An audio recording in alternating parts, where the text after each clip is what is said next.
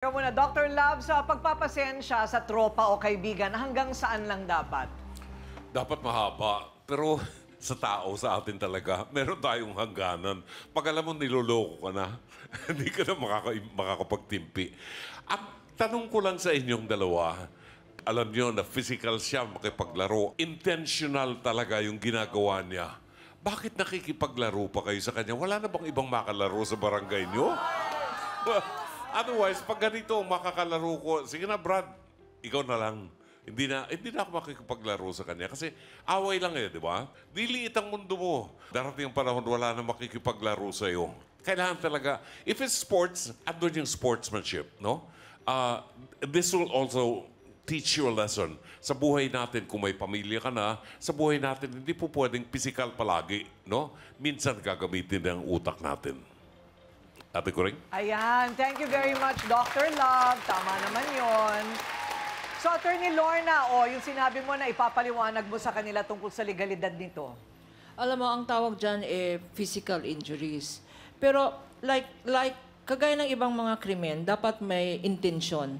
Walang kriminal kung walang criminal intent. Ngayon sa basketball, merong tinatawag na accidental. Yung siko, accidental yan. Kasi alam mo, limang anak ko na lalaki, no? Alam ko yung mga tricks of the game na yan, ano? Pero sila, football.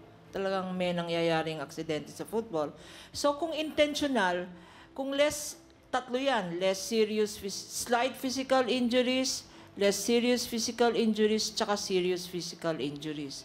Yung sinabi ni Lloyd na siniko mo siya na intentional, kung nahulog siya at nabunggo yung ulo niya o nagkaroon siya ng kailangan kumuha ng doktor o medical assistance, kung slight lang, hanggang 30 days ang kulong. Slight physical injuries.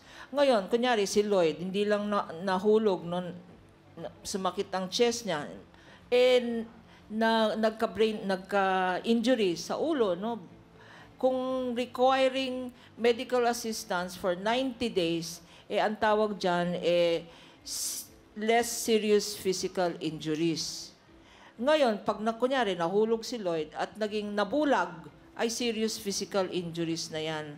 Ang preso doon, hanggang 12 years. Ganon, ha? Either nabulag siya, o nagka-mental siya, o yon. So, dapat seryoso tayo sa paglalaro natin. Tignan natin na malinis ang laro kasi ang panalo na nandadaya, hindi panalo yon.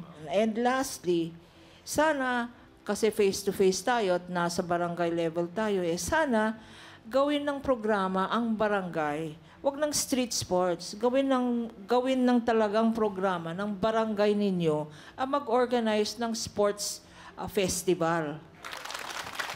Kausapin nga natin ang barangay nito para maging totoong court na siya.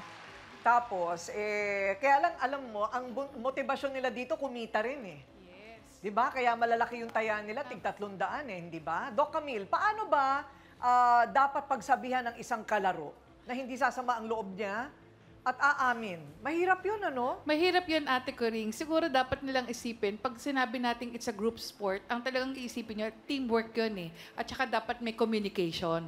So talagang kinakailangan mag-usap-usap kayo para maging maayos or manalo kayo. At the same time, alam nyo, ang basketball, it's one way para sabihin natin na matuto kayo magdesisyon ng tama. Kasi kumisan, di ba, pag halimbawa yung mga last 2 minutes, tapos tight yung game, di ba? At kinakailangan talaga yung desisyon tama at nandun yung tinatawag nating control ng ating emosyon. Pero sana, isa lang ang iniisip ko, bakit kayo nagkakaganyan at tungkol sa pera, wala kayong trabaho. Sana magtrabaho muna kayo para sa ganon, pagkatapos nyo magtrabaho, maging laro lang at relaxation ang basketball. Oo, wala nang taya na pera.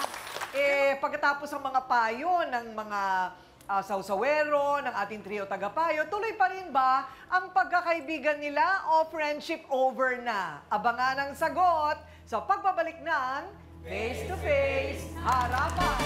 Face to face, sinong sisimahon? Face to face, sinong ngingiti? Harapin mo.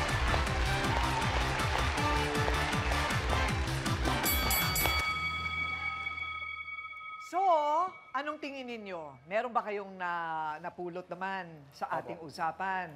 Sa palagay nyo, kaya ninyong magkasundo-sundo para mag-ambag para sa isang referee? Pwede mo kaya. Meron naman kayo makukuhang referee na walang pinapanigan. Meron naman, ma'am. Meron naman. Meron naman po. Meron naman. Meron naman Okay, sige. So, maganda naman, siguro mas maganda yun para wala talagang away. Walang away. Yung siyang magtuturo sa inyo,